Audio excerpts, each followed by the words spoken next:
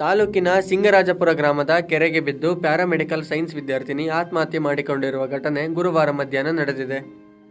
ಮೃತ ವಿದ್ಯಾರ್ಥಿಯನ್ನು ಮದ್ದೂರು ತಾಲೂಕಿನ ಚಿಕ್ಕ ಅರಸಿನಕೆರೆ ಹೋಬಳಿಯ ಅಂಬರಹಳ್ಳಿ ಗ್ರಾಮದ ಮಹಾಲಕ್ಷ್ಮಿ 18 ವರ್ಷ ಎಂದು ಗುರುತಿಸಲಾಗಿದೆ.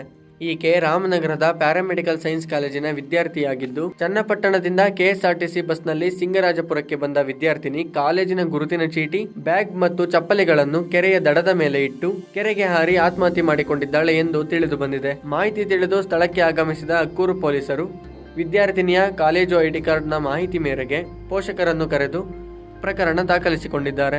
ಮೃತದೇಹ ನೋಡಿದ ಪೋಷಕರ ಆಕ್ರಂದನ ಮುಗಿಲು ಮುಟ್ಟಿದೆ.